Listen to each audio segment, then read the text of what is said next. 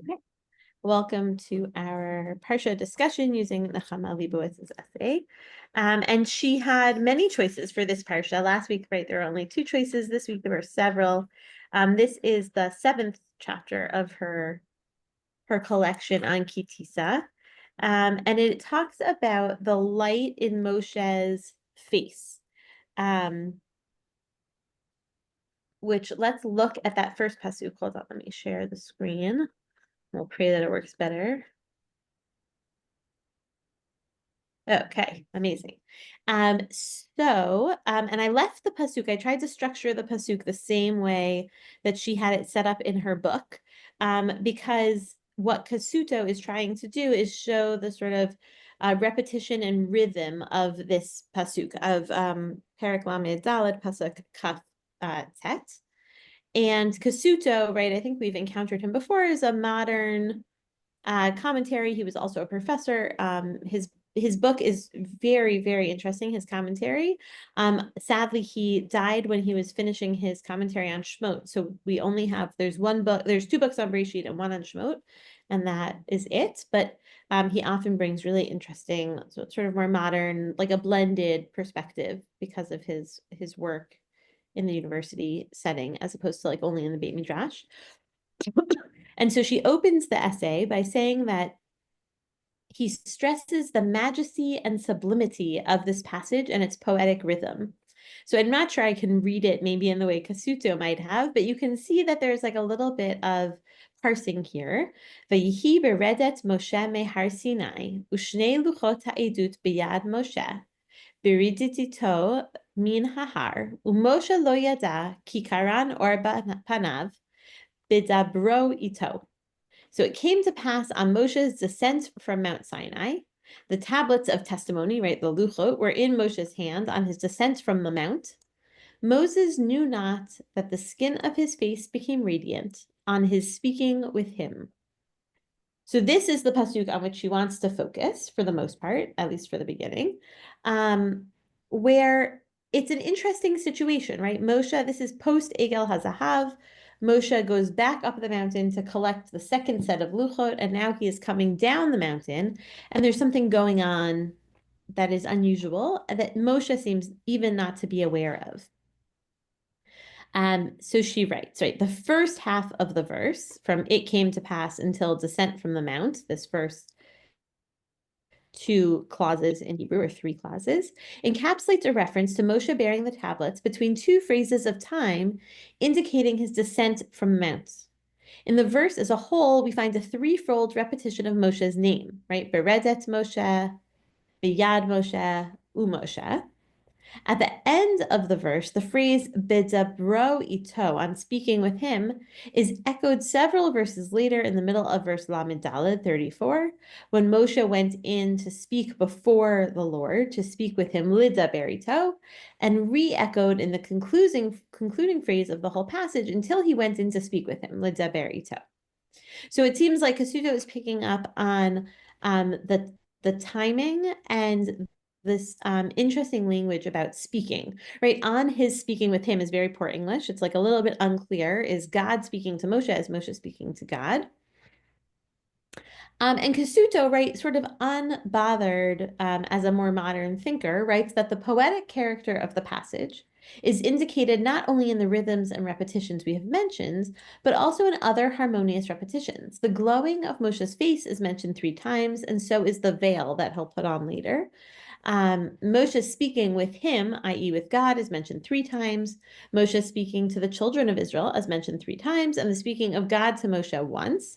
In all, 7 expressions associated with speaking or talking. So Kasuto is thinking about this as like a well-written poem in some way.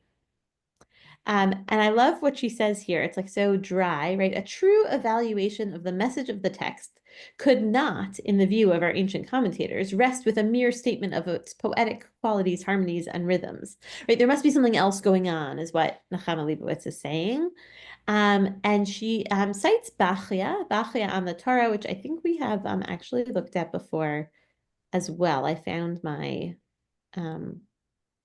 my what is it called? Biography of him somewhere else, but he's early commentary, Bachya ben Asher ibn Halawa, a Spanish rabbi scholar and biblical commentary, and a student of the Rashba, which is interesting. I don't know how, right, different, the way that we come to think of who is a mainstream commentary, hello, Tamar, is interesting because often it's political. I remember I spoke about Ibn Ezra on Parsha Yitro, and someone said to me, the only reason Ibn Ezra is on the page of our standard Chumash is because he argues with the Ramban so much that they felt the editors felt they couldn't put the Ramban without putting the guy he kept quoting on the page as well, right? So Bachya, it seems like as a student of the Rashba, should be on our page, but for whatever reason, he didn't make it there. So I think it's cool that she quotes him so frequently. So Tamar, we're talking about the light that comes from Moshe's face after the second set of luchot, and trying to parse just this first sort of idea about Moshe and speaking, and what are the harmonies or the reasons for these what she calls syntactical ambiguities. So she put this table. It doesn't look quite as good in my page here, but sort of what she was referencing above, right? That there are three sentences, three verses, 29, 34, and 35, that form this sort of 29 through 35 forms a unit. And in that unit, three times it talks about Moshe, and it talks about speaking with God, right? Moshe doesn't know about the Karan or that came when he spoke with God. When Moshe comes before God, he speaks with God. And when Bnei Israel, when Moshe put the veil over his face, he would leave it on until he went to speak with God. So in verse Kaftet, what are the reference of the pronouns in on his speaking with him, right? As we spoke about, that's very poor English. This is Pasuk 29 right here, right? So Moshe comes down from Har Sinai. He doesn't know that his face has become radiant, as the English is translated, on his speaking with him. So here, Bachya is asking, who is speaking to who? Right? The Ibn Ezra reads on the Lord speaking with him, i.e. Moshe, though God is not mentioned in this verse at all.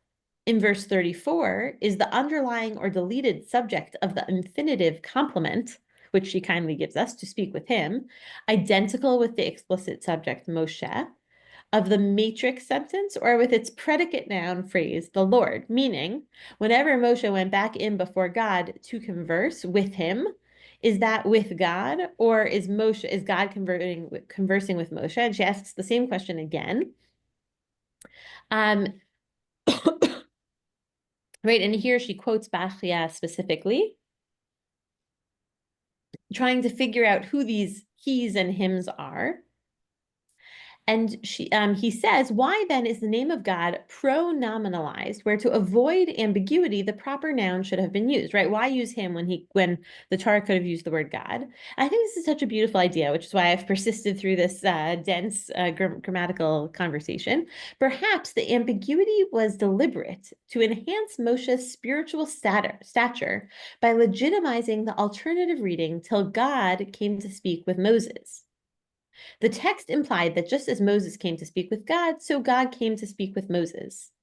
So I think that what this all is about, right, is this idea that in this parsha, there is a lot of conversation between God and Moshe, and that generally we would think of the sort of lower being reporting to the higher being, right? Moshe would come to speak with God, but that what Bachya is saying is maybe the ambiguity of all the pronouns is that just as much as Moshe feels it is an honor to go speak to God, God is in some way choosing to feel that honor when speaking to Moshe. God is seeking out Moshe as well. I think it's a nice idea. I'm not sure that it's like super important to this idea, but again, I left it here because I thought it was just the idea of a partnership as opposed to just a one-way seeking to speak with God was very beautiful. Now she moves on to what I would say is her second question, which is what exactly are these karan or, right? In many Renaissance paintings, Moshe has horns, right? People often ask Jews when they have not yet met them, where the horns are. And it comes from this idea, from this pasuk here. And she explains why. The early Greek and Latin translations, the Aquila maybe, and the Vulgate, which is the first Latin translation, wrongly associated the word karan with the Hebrew word for horn, karen. They were evidently misled by the causative form occurring in Tehillim, where it's makrin, and in Devarim, where it's vikarnei re'em karnav. Others relied on Habakkuk, where it says Karnaim miado lo. But this text, meaning our pasuk, proves precisely the opposite, as many of our commentators have pointed out that rays of light are meant.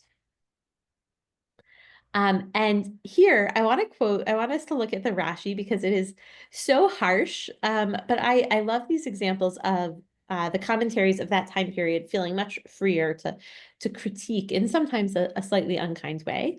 Rashi takes the Christian commentators to task for their mistranslation of horns.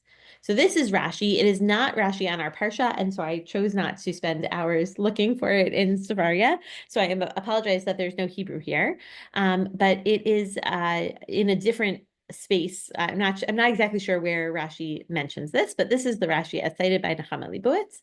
He says it is an expression of majesty, as in Habakkuk, right? So if Karan applies in 3 places, in Tehillim and Devarim and Habakkuk, besides here, the Habakkuk answer seems to be the best, right? And that's this parallelism up here.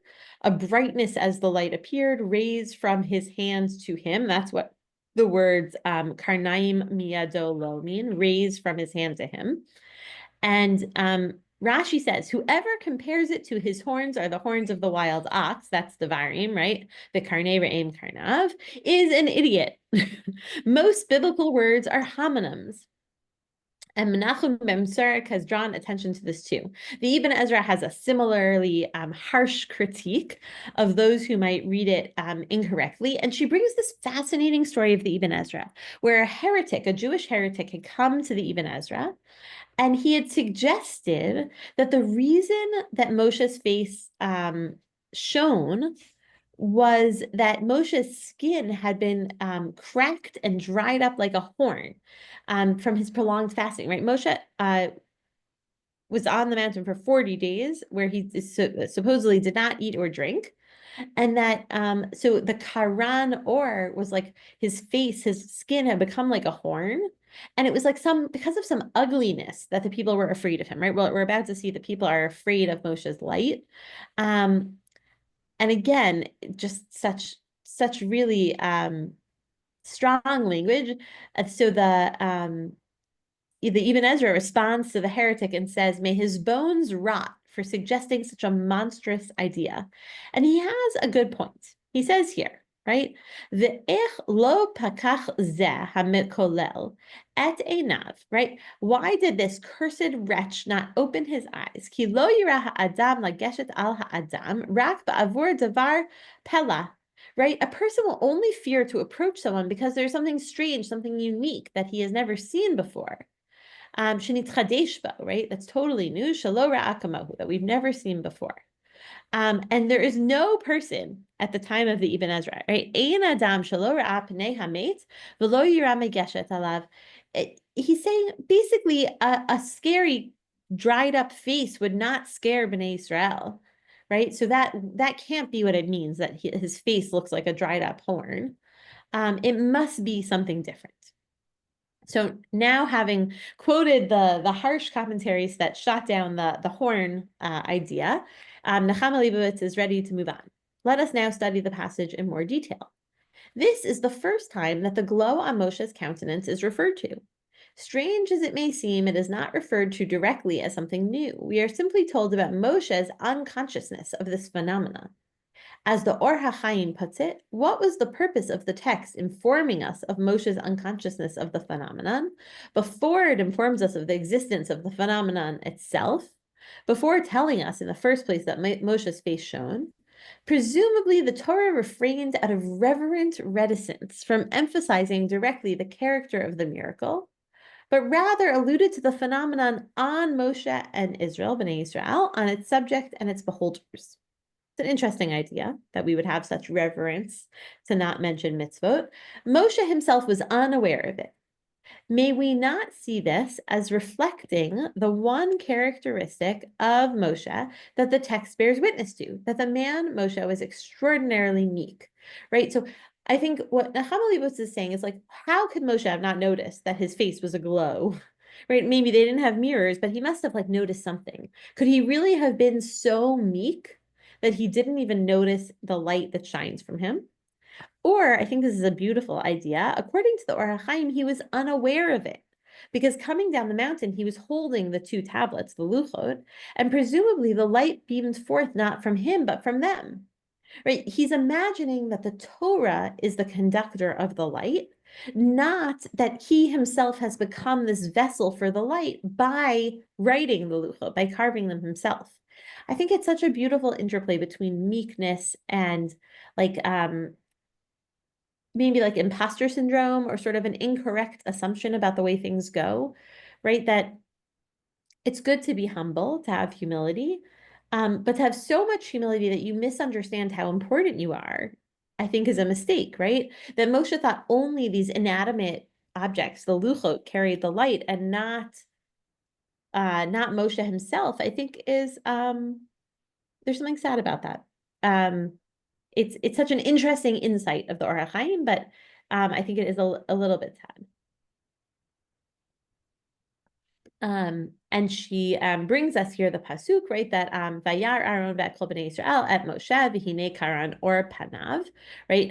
Again, this is pasuk lamed, right? So shortly after. That Aaron and Bnei Israel saw that the Karan or that his skin was radiant, the Yerumi geshet elav, and they shrank from coming near him. They were scared. So it's interesting to think about that fear and what it means. She brings Rashi, who explains it on, I think, a really fascinating psychological level. I think what Rashi is saying here is that Bnei Israel had like PTSD around fire. That the trauma of the Egel changed the way they could relate to a fiery light. Right, what does Rashi say here? Bo urei kama gadol kocha shel avera. Right, this is an example of how great the power or the influence of sin is. She'ad shelo pashtu yedehem ba'avera mahu omer. For before they stretched forth their hand to sin, i.e., the golden calf, what does the Torah say? Umarei kavod Hashem ke'esh ochalet barosh hahar le'enei bnei Yisrael. So in Shemot Kaf Daled, it says that the sight of the glory of God was like devouring fire on top of the mountain.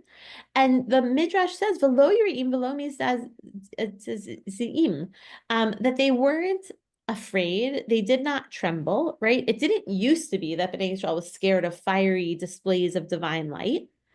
But umisha asu et ha'egel af mekarneho doshel Moshe hayu mitraim umizdazim. That after they made the golden calf, they recoiled and trembled at the sight of the rays of the glory of Moshe. I wanted to bring you a really great thought, sorry, from Aviva Zorenberg. I think she says it so beautifully here.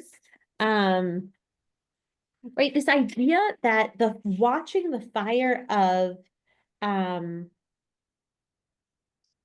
the Egel is really a fascinating idea.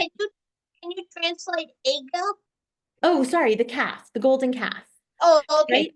So I think that so this is Aviva Zornberg, beautiful commentary. She says Moshe as a conductor of light re-evokes the imagery of fire in the bones in a new modality, the fire of idolatrous passion, of erotic desire for and repulsion from the object, has been subsumed into the more modest phenomenon of light, right? Meaning that it was that we used the fire of God. That was not exactly the place that I wanted to be. Hold on. In a way that made the Egel Hazahav, and then Moshe, the golden calf, and then Moshe destroys the calf in a fire as well. That what once was sort of just an interesting fire has now become a very scary modality, right? That Bnei Israel sort of changed the way that it went. Okay, she quotes the same midrash, and then she says, here it is, from consuming fire to Moshe's radiant face, a transition affected by the golden calf and Moshe's transformed energy. If the people are now afraid even of these rays, it is because they are now sensitized to fire. The golden calf leapt out of the fire, prancing with demonic vitality, and finally Moshe burned it in fire. They do not underestimate the light that radiates from Moshe's face. Its origin, too, is fire. And I think that I had never thought about that, right? It's like a trigger, right? Fire used to be this thing that was about the glory of God, and then it became about this terrible mistake. And so it's not that the rays of light were scary, it's that they were scary to Bnei Israel who had suffered a trauma. Um, I happen to think that's like the maybe the most gentle or the most forgiving read for Bnei Israel. Right before they made, this is Nechama Libo, it's also beautiful. Before they made the calf, they were able to withstand the dazzle of the divine presence. But once they had sinned, they could not, right? Had they honored the divine call to be holy as I, the Lord, am holy, they would have felt, each one of them, the rays of majesty in their own heart, the divine image in them. Since that image in them had become blurred, they were afraid to approach the one whose holiness shone forth from his countenance. Right? That there's something about the experience of the golden calf and its associated fires that is making it impossible for Bnei Israel to really access this light. Okay. So now she brings us the text about this sort of coming near, and she makes a fascinating comparison to the story of Yosef. So let's read both pieces out loud. V'ikra alehem Moshe v'yashuvu elav Aharon v'chol hanesiim be'edah v'yedaber Moshe alehem. Right, so the people recoil from the light, and Moshe calls to them, and Aaron and the Nisi'im, the chieftains, the princes in the assembly, return to him, and Moshe speaks to them. After that, all the Bnei Israel comes near, maybe because they saw Aaron and the Nisi'im talking to Moshe, and it was okay. And then Moshe can teach them the Torah that Hashem had given on Har Sinai. And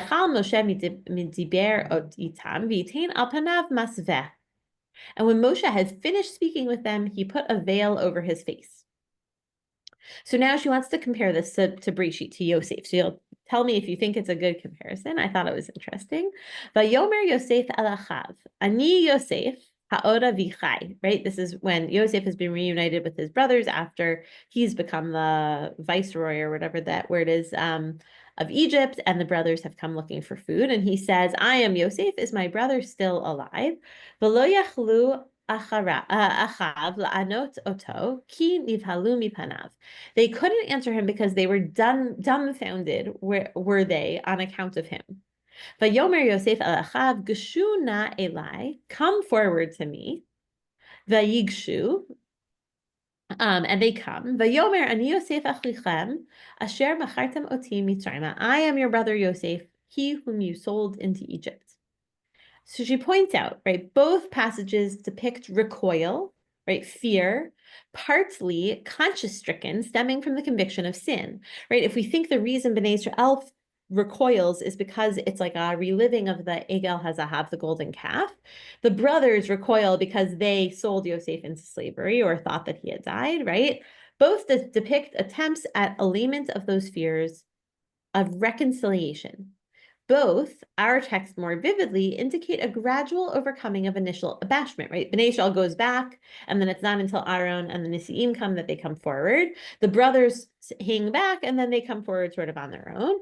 At first, the people plucked up sufficient courage to approach Aaron and the princes, not the princess, the princes, and Moshe spoke with them. This is a funny error. Later, the text's deliberate insertion of the adverbial link va'acharei chen, afterwards, conveys the effort to overcome the fear, right? That it was hard to get over that fear, right? Anyone who's seen someone who has a real fear, it can be very difficult work to overcome it. Now, she points out The last two verses of our chapter appear superficially to be a repetition of the previous, right? That we were told that when Moshe comes down, he has the light, the Karen or on his face. Then we're told Bnei Israel is scared. And then that Moshe speaks to Aaron and the Nesiim, and then Bnei Israel, and then puts on this masveh, the veil.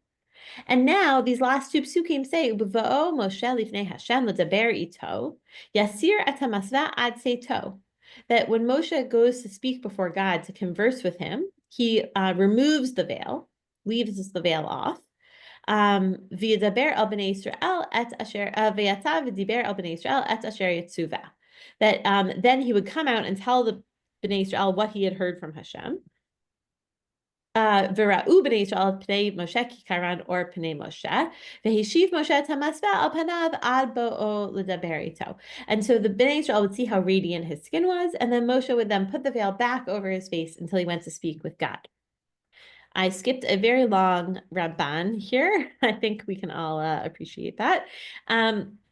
And then she goes on to her third point, right? First point is about this mutuality of desire for conversation, right? The him and the him, God and Moshe. I think the second piece is about what is scaring Bnei Israel. Why are the Karan or scary? And now her third point is, how does the veil function in the story? Does it address the fear, or is there something else going on here? And so she's going to bring mainly two, although the Emek Davar as well, different opinions on what role the veil plays, right? The Abravanel, she says, wonders, why, if the Lord wished to endow Moshe's countenance with a glow, did he put a veil over his face? Surely he was then defeating the divine purpose. It's a great point, right? God says, Moshe, your face will shine with light. And Moshe says, I'm sorry, God, this is distracting or scary or whatever the thing is. And so I'm going to hide it, right? It's almost, I think, right, going back to the conversation about humility, it's like if God gives you a gift, who are you to hide it behind a masveh, behind a veil? And that Ha'emek Davar gives us an answer. He says, Inyan hamasveh shenatan al panav, v'lo ratzah shiyu mistaklim al panav tamid. Moshe's face had become like an attraction. He was like the star of the freak show, right? And it was distracting to him to have people constantly coming to stare at his face. Hu kadei shiyu yuchal lihiyot davek b'machshavato be'elohut, v'lo yitbalbel al yadei kach. Right, that he wanted to be able to concentrate. He wanted to be davek, to be like glued to his thoughts of godliness and holy manners without the people disturbing him. An interesting read, but one that she doesn't like, I think, very much, right? But according to this explanation, the covering of the veil has no connection with the fear inspired by his countenance. This seems to be Moshe only being concerned with his own benefit. The text would indicate that the veil was put on account of the fear inspired by the glow, and the fact that the Bnei Israel were afraid to approach him, right? So she quickly discards the Ha'emek Davar. If it is because of Moshe's own sort of selfish desire to be able to focus, it doesn't really connect to the psukim around it. The Ralbag gives a different explanation, right? He says Moshe was on this like super high spiritual plane, and that these heights of godliness and spirituality were reflected in the beams sent forth by his countenance. And this preeminence of mind over matter remained with him even when he came down from the mountain. His self-communings and the halo of spirituality in which he moved prevented him from noticing the Israelites when they came to consult him. When the latter saw this, they were afraid to approach him. So wrapped up was he in his own thoughts. So I also find this to be very heartbreaking, that the light ended up becoming a barrier between Moshe and the people, right? To be a good leader, I think you have to be connected. Even if you're pulling your people to a good place, there has to be some sort of common ground. And, oh, did someone say something? No.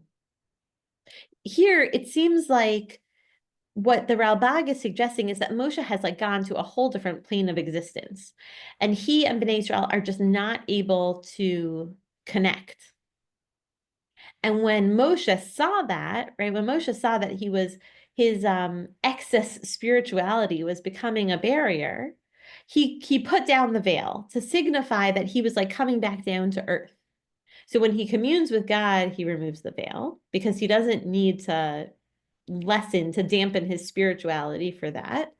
All of his efforts were needed in the opposite direction, discarding his spirituality in order to converse with ordinary human beings. It was this extraordinary level of godliness reached by Moshe that the text wished to publicize. So it's very holy, but it reminds me more of like a monk who's trying to like meditate until he floats, as opposed to like a leader of the people who is like with his amcha. To me, it does not feel like the model of leadership that I would hope Moshe would aspire to be so dismissive of the people, right? They're just ordinary humans, and he is a sort of extraordinary person. Um, Luckily, however, there is a problem with the Ralbag's answer, right? So here she says, and she brings also one of Rashi's super commentaries to sort of back up this same approach. Uh, but the unfortunate drawback to this type of explanation is it runs counter to the wording of the text, right? It's not actually, does not seem to be what they're saying. They are quite the opposite. Moshe put the veil back on when he had finished speaking with them, right? If we look at the text again carefully, it's a little ambiguous, but it says, right, Moshe takes off the veil, speaks to God. When he comes out and told Bnei Israel what he had been commanded, it seems like the veil is still off, right? When Moshe is speaking Torah, basically, with Bnei Israel, the radiance shines through. After that, then Moshe would put the veil back on his face, right? So in other words, while he was speaking to them, he wore no veil. Subsequent commentators expressed their astonishment at Ralbag's explanation. Among them are the Arama, who went so far as to state that it gave the impression that he must have had another version of scripture in front of him. So I think that's a fascinating suggestion, right? Before the printing press, it was hard to get like a good copy of the Torah. And it seems like the Arama, I don't think he's being harsh. I think he's wondering, how could the Ralbag have thought this? He must have had a transcript that had errors in it. It must have had a different version of scripture. Fascinating idea. We could never say that today, but it seems like at the time of the Arama, that was a possible solution to the Ralbag's problem. But therefore, she prefers the Abarvanel's explanation, which I also prefer. She has won me over, in which she divides Moshe's time into three levels: when God speaks to him, when he transmits the divine message to Bnei Israel, and when he's engaged in worldly affairs. And it's only in the worldly affairs category that he removes it says that he removed the veil, but really it means like he put the veil back on. The words about off and on of the veil are sort of complicated. Here are his words. What is meant by Moshe being unaware of the glow emitted by him is that he felt that it was not right for him to use this glow in ordinary everyday matters, such as eating and drinking and sleeping, and when talking to his wife and household on matters not connected with Judaism. But when he was engaged in imparting the message of Torah to Israel, he did not veil his face so that they would feel the full spiritual impact of his personality. I love that sentence. I said at the beginning that I'm going to speak about this on Shabbat, and I'm going to reference that line. I just think this idea that a leader is not meant to hide the intensity of his Torah learning, but to allow that to impact the people is such a beautiful idea. Why would Moshe put on the veil when he's talking about Torah? That's like when we should let the brightness of our Torah shine through, so that they can feel the full spiritual impact, right? He shouldn't be set apart, only reserving his holiness, spirituality for when he's with God. He should be doing that whenever he's talking about Torah, like sharing that with the people. So I happen to love the Abarbanel here. I was so glad she brought it. Um, so according to the above explanation, just as he received God's message without a veil, so he transmitted it. He did not hide behind it or make Judaism into an esoteric cult for the initiated only, but imparted it to all of Israel without discrimination, just as he received it at the hands of God. His was a generous giving over of his knowledge and the fruits of his inspiration in the spirit of would that all the Lord's people were prophets, right? Moshe has the beautiful benefit of being a prophet, and he's trying to share it with the people. It was only when he was not engaged in either gaining divine knowledge or in teaching it that he covered the glow of his countenance. So I know it was a lot of pages, but I think she actually handles three very big topics very sort of efficiently. In thinking about all the different relationships that are encapsulated in this short, chapter or short passage about Moshe coming down the mountain, right? There's how do Moshe and God relate to one another after this intense experience of Moshe carving the second luchot? How do Bnei Israel relate to Moshe, right? Are they scared of Moshe? Are they bringing up old fears from the incident of the calf? And then how does Moshe relate to them, right? Does Moshe say, sorry, you're not good enough for me anymore? I'm just going to give you the masked version of myself? Or does Moshe say, let's all be in this together? You don't have to be scared of the fire, even though it was scary with the Egel. You can actually you can see the warmth of the fire of Torah that I've now brought down from the mountain. So I think it's a beautiful commentary about all the varied relationships that are in this week's Parsha, and how the sort of intensity of Torah or divine connection affect those relationships. But I'm happy to leave someone else with the last word if anyone has thoughts or ideas, questions. Oh, Nelson, we can see you're talking, but I think you're muted.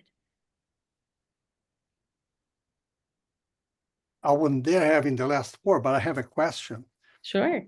I see a parallel between God will not allow Moses to see his face because nobody can see me and will survive. So there is something similar. I can't formulate exactly, but maybe you see. I like that. It definitely softens the idea of right? It no longer is about this esoteric cult, but maybe like there's something about seeing a face that has been touched by Torah that makes it almost divine, right? Like, Is that like sort of a parallel between the two? yeah, like staring at the sun kind of thing. Hmm. Yeah, I think the sun is such an interesting example, right? Because it's it's light, it's the sun's fire can be very dangerous, but it can also warm, right? Like we couldn't live without the light of the sun, and we can't stare directly at it. So I think you're right. Maybe if you think of the mask maybe as like emitting a softer light, sort of like solar eclipse glasses. Yeah. Right? Like you could see a little bit of the glow, but not the intensity of the fire. I think you're right. It's a nice idea. I'm glad you shared it.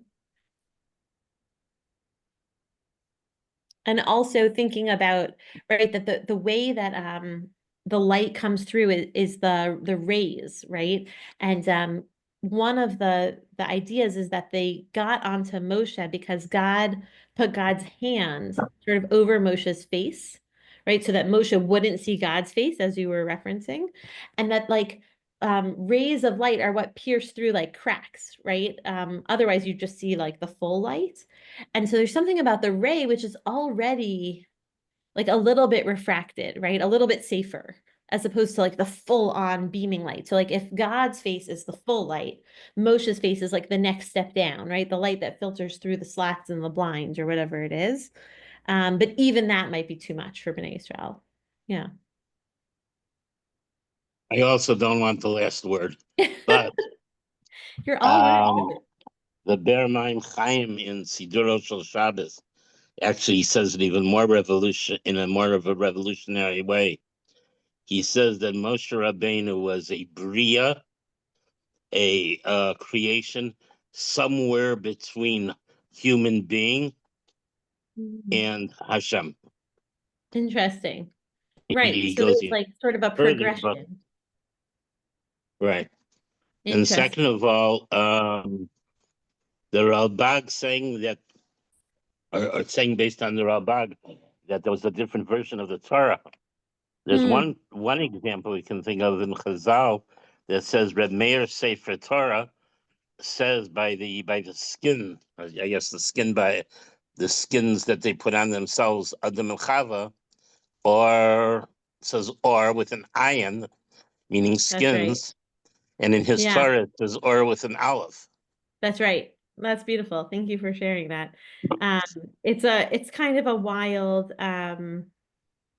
it's a wild idea, right? That he had a different Sefer Torah. And, it goes to that Rashi about the homonyms, right? Like there's a lot of wordplay in the Torah, or word ambiguity that gives us more meaning, right? And so to say, oh, or with an ayin, but maybe it also implies or with an aleph, right? Instead of just skin, some kind of light.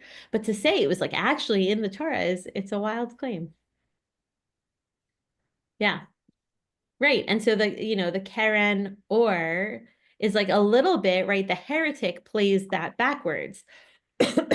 That it's not the light of the Karen, but like the skin is like a Karen, right? Is like a horn, is sort of old and weathered. Yeah. Wonderful. Oh, What do an you have another awesome, awesome subject. Yeah. Yeah. So there's so much there.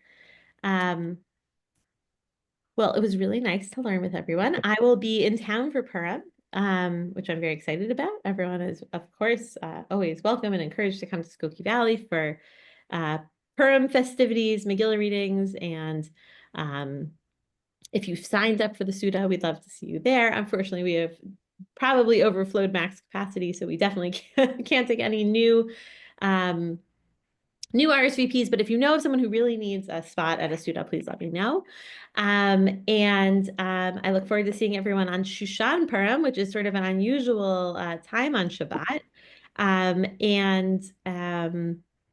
Then already on Monday, we are starting our 4-part Pesach series, which we do every year, Elevate Your Seder. So I know it's hard to think about Pesach before we've had Purim, but you'll have 2 days to detox from Purim.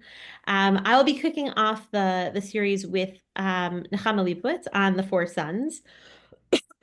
And then Rev Ari and Rev Hodi and Ariel are all teaching about different aspects of the Seder. I think Rev Ari is speaking about blood. Rev Hodi is speaking about the Korach sandwich, and Ariel is talking about embodying the experience of the Exodus. Mine will be on Zoom. Is this on Zoom or is this live? Mine will be on Zoom. They're Mondays at 8 o'clock, and the other 3 will be in person in the Burger Beit Midrash. And if you need a Zoomed Megillah reading, please feel free to let me know as well, because that is possible for people who need it. Or if someone would like someone to come to their home, we can also help you arrange that. So there's a lot going on with Purim, and then quickly switching over to a lot going on for Pesach. And so I hope to see you all soon. I still plan to teach next Tuesday night as well. I'll let you know if that changes. But Monday night at 8 with Seder, and then Tuesday with Parsha. Okay. Have a wonderful end to your weeks, and I'll see you soon. Thank you. Thank you. Purim Sameach. Purim Sameach. Purim Summit.